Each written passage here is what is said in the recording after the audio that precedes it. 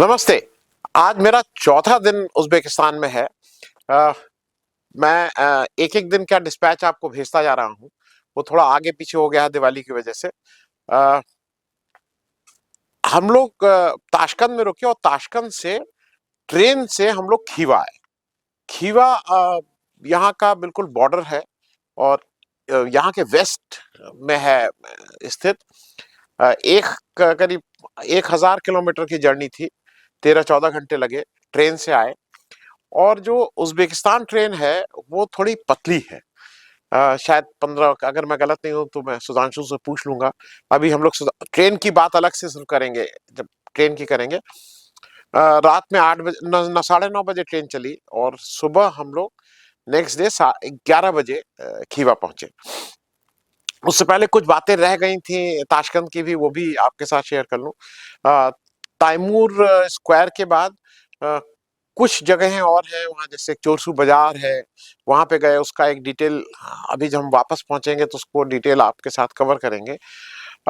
एक चीज और है, यहाँ पे दो लोगों के नाम लोगों को याद है। एक तैमूर लंग, जिनको हम लोग भारत में उनको मतलब आतताई देखा जाता है, लेकिन यहाँ के वो हीरो हैं, मैं पहले भी उसको बता चुका हूँ। दूसरा, यहाँ बाबर को लोग जानते हैं। और कुछ लोगों ने मजाक में ये भी कहा कि भाई हम और आप तो कॉमन एंसेस्टर्स हैं हमारे, क्योंकि मुगल्स जाके गए थे। उस रेफरेंस में वो बोल रहे थे with no hard feeling. Khiva एक छोटी जगह है, रास्ते में पूरा रेगिस्तान है, लेकिन खीवा के आसपास खेती होती है। छोटा स्टेशन। जिस होटल में हम लोग रुके हुए हैं वो शायद रेजिडेंसी उसका नाम है। बड़ा होटल, सुंदर। और होता क्या है कि यहाँ पे सारी चीजें हम लोग हिंदुस्तानी पैसे से जब काउंट करते हैं तो बहुत सस्ती लगती हैं। टैक्सी में कहीं जाना है तो $1, $1.5, इससे ज्यादा का पैसा ही नहीं है यहाँ। मतलब इससे ज्यादा वो चल कोई जगह ही नहीं जहाँ आप जा पाए। कल हम लोग एक अद्भुत जगह गए थे, हम लोगों को बहुत उसके बारे में नहीं ज्ञान था। अ, शेख वली खान। अब जो ये वली खान साहब हैं, ये सुन्नी उसमें बड़े इमाम रहे हैं, बड़े जानकार रहे हैं इल्म के। और उनकी एक मकतब भी है, मदरसा भी है, और वहीं पे कब्रिस्तान भी है। वहां गए थे, उसकी कुछ फोटो मैं लगा दे रहा हूं अगर आपका इंटरेस्ट हो। और यहाँ का जो एक सबसे जो खीवा जिसके अगल बगल घूमता है, वो उसका नाम क्या है, इच्छित कला। इच्छित कला, अब वो ICHIT, आप इच्छित कला या इच्छित कला इज, आप ये मान लीजिए एक बड़े जगह को, उसको विलेज बोलते हैं। मुख्य रूप से वहां पे एक फोर्ट है जो राजा का है, लेकिन उसके अलावा वहां बहुत कुछ गांव की चीजें बिकती हैं। कहने को गांव की हैं, लेकिन प्राइस जैसा लोगों ने बताया है शायद 4 टाइम्स। अगर कोई स्कार्फ वहां पे बिक रहा है 100 रुपए का, तो बाहर वो आप 25 से 30-40 रुपए में आपको बुखारा या समरकंद में मिल जाएगा। टूरिस्ट के लिए महंगी जगह है। वहां पे एक और जो रात की लाइफ दूसरी हो जाती है, वहां खाने पीने का बहुत वो है। अच्छा, एक चीज मैंने देखा, हो सकता है बिकॉज ऑफ मुस्लिम पॉपुलेशन, यहाँ अल्कोहल बहुत फ्रीली अवेलेबल नहीं, मतलब है। जैसे आपने किसी ने कहा कि मैं भाई कुछ वो, तो वाइन आइन टाइप चीजें कहीं कहीं मिल जाएंगी, नॉट वेरी वेरी फ्रीली। कल रात में हम लोगों ने एक बड़े वही इच्छित कला के बड़े होटल में बैठ के खाना खाया। अ, खाने की थोड़ी मैंने कहा था, जैसे वेजिटेरियंस को दिक्कत है, पर नॉन वेजिटेरियंस के लिए बहुत ज्यादा है, बहुत वैरायटी है। और अगर आप नाक भाव आपको बीफ ईफ से बहुत दिक्कत नहीं हो तो वैरायटी और बढ़ जाएगी कई गुना। बीफ है, खरगोश का मीट तक यहाँ मिलता है। और हम लोगों ने तो वेजिटेबल सैंडविचेस ली। अब वो ग्रिल्ड सैंडविच थी, उसी से काम चला। एक राइस और सम, उन्होंने कहा था राइस के साथ क्या देंगे, सम प्लेटर। तो लेकिन राइस की मात्रा इतनी थी जितना हम लोग एक कौर में खाते हैं, वही राइस की मात्रा थी। ब्रेड उसके साथ बोला गया था, जो एक छोटा रस्क का छोटा सा एक कोई हिस्सा था। मतलब वो हमारे शायद नाश्ते के बराबर भी नहीं था। लेकिन वो खैर हम लोगों ने उसको खाया। अ, पैसा बहुत कमाया हम लोग, 6-7 लोग उसको डट के खाए, काफी चीजें खाए, सूप पिए, चाय पिए। यहाँ एक मसाला टी होती है। मसाला टी में वो एक स्टेनर होता है, उसी के अंदर चाय डाल दी जाती है और तेज पत्ता, तो जो भी है वो, मुझे मसाले का बहुत ज्ञान नहीं है, मेरी पत्नी को है। और वो एक पूरा पॉट देते हैं आपको, तो उसमें एक 6-7 लोग बहुत मजे में पी सकते हैं। चाय पी के ये सब रात रहा, और रात यहाँ ठंडी थी। टेम्परेचर दिन में 12 डिग्री था, लेकिन जैसे ही सनसेट हुआ वो 3 डिग्री ड्रॉप हुआ। तो 7, 8, 9 डिग्री का टेम्परेचर ड्रॉप जो था, उससे आपको ठंडक भी थी। सुबह हम लोग उठ गए हैं और अब उठ के हम लोग आज जा रहे हैं एरल सी। एरल सी के बारे में मैं वहां पहुंचूंगा तो उसके डिटेल बताऊंगा, उसको एक अलग से डिस्पैच करेंगे। लेकिन अभी हम आए हैं चिल्पिक। चिल्पिक इज द प्लेस, वो मैं कोशिश करूंगा कि इसको आपको दिखा दूं। चिल्पिक आपको एक गोल कुछ गुम्बदनुमा चीज दिख रही है।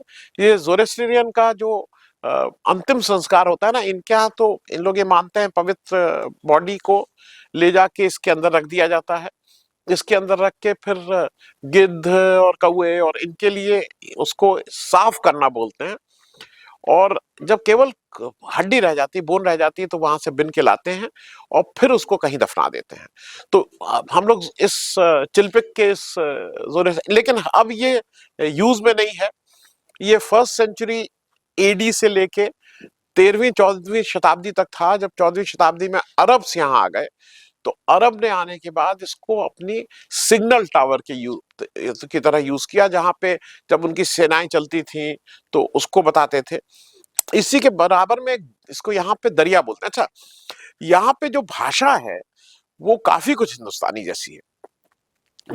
दुकान को दौकान बोलते हैं, दरिया बोलते हैं, दरवाजा बोलते हैं, अस्सलाम वालेकुम बोलते हैं, थैंक यू को रहमत बोलते हैं। और मैं थोड़ा एक दो चीजें और बता दूं। यहाँ पे एक जो नदी है, उस नदी की वजह से जहां हम जा रहे हैं, एरल सी बोलते थे। बेसिकली एक लॉक्ड वो था, लेक थी, जिसपे बड़ी लेक थी, उसको समुद्र के बराबर लेक, उसको सी बोलते थे आम भाषा में। उसमें 1960 में रशिया ने बांध बना के कुछ एरिया को सींचने की कोशिश की, और वो 210 साल आते आते 50 साल के अंदर वो एक मैमथ लेक, मतलब ह्यूज लेक, जो दुनिया की शायद चौथे नंबर की लेक थी, अगर मैं गलत नहीं हूँ, ये मैं बहुत फैक्चुअली नहीं बता सकता हूँ, वो सूख गई। हम उसी के रास्ते में हैं, और ये चिल्पिक, इसके बाद नुक्कुस नुक्कुस पहुंचेंगे। दिन की लंबी जर्नी है आज, तो आपके साथ इस जर्नी में रहेंगे। उज्बेकिस्तान को जानना इसलिए जरूरी है कि आप उज्बेकिस्तान को अगर देखेंगे तो एक बड़ा राज्य है, और इसके ऊपर कजाकिस्तान है। कजाकिस्तान इससे मतलब ये करीब ये 3.5 करोड़ लोग रहते हैं उज्बेकिस्तान में। कजाकिस्तान में इससे शायद 4 गुना बड़ा एरिया होगी, लेकिन लोग कम है, ह्यूज प्लेस। और मैंने जैसे पहले भी कहा था, इनके फीचर्स कहीं ना कहीं they have a common feature with Mongolians. आपको मंगोलिया के साथ इनके फीचर्स कुछ मिलते जुलते होंगे, मिलेंगे। जैसे बारे में, जैसे उलुग खान, ये तैमूर लंग और मंगोल से चंगे, उस तरह के ये लड़ाकू कौम थी। लेकिन लोग मिलेंगे तो आपको कहीं से भी उनके किसी हाव भाव से, किसी एक्शन से, किसी उससे, कहीं लड़ाकू कौम जैसे नहीं लोग हैं, सबमिसिव हैं। अभी रास्ते में हम लोग एक जगह कॉफी के लिए रुके थे, तो उस व्यक्ति ने कॉफी के बाद बहुत से बिस्किट विस्किट ऐसे लोग हैं कितने, उसने अपनी तरफ से दिया, कहना नहीं नहीं नहीं, हाँ, मतलब ही रिफ्यूज टू टेक, और काफी चीजें ली गई वहाँ। कागजी बादाम था, ये सब उसका तो पैसा दिया, लेकिन बाकी बहुत से बिस्किट, चॉकलेट्स, इसका पैसा उसने नहीं लिया कहने के बाद भी। लंबी जर्नी है, उज्बेकिस्तान को समझना इसलिए जरूरी है क्योंकि जब भारत से आप चलेंगे तो अफगानिस्तान, फिर उज्बेकिस्तान, और यही वो जगह है, सिल्क रूट इसको बोलते थे, यही वो जगह। सिल्क रूट असल में एक कोई रूट नहीं था, सिल्क रूट बहुत तरह तरह के रूट थे, और सबको मिलके सिल्क रूट बनता था। It was more of a commercial route, जो आजकल हम लोग बोलते हैं ना, कमर्शियली सब वो कर दिया गया है। आज से कई हजार साल पहले सिल्क रूट हो गया था। यहाँ से अब हम लोग विदा ले रहे हैं, और हम नेक्स्ट डेस्टिनेशन पे नुक्कुस में रुकेंगे। मैं इसको डिस्पैच के रूप में छोटे छोटे करके आपको भेजता चलूंगा। कुछ प्रश्न भी मुझसे कुछ लोगों ने पूछे थे, मैं उसके बारे में बताऊंगा। मेरे कुछ एक उज़्बेक में कुछ लोगों ने कहा है कि आप कहाँ रुके हैं। मेरा नंबर है, मैं अभी आगे शेयर कर दूंगा, जो मेरा उज़्बेकिस्तान का नंबर है, उसको कोशिश करूंगा नीचे मैं दे दूं, तो आप उस नंबर पे फोन कर लीजिए। लेकिन ये केवल उज़्बेकिस्तान तक ही काम करेगा, उसके बाद जब मैं एक बार उज़्बेकिस्तान से निकल जाऊंगा तो ये काम नहीं करेगा। मैंने लोकल एक सिम ले लिया, क्योंकि नेट अच्छा आ रहा है, स्पीड ठीक है, और काम चल रहा है। अभी के लिए फिलहाल इतना ही। जय हिंद, जय Uzbekistan. Thank you so much.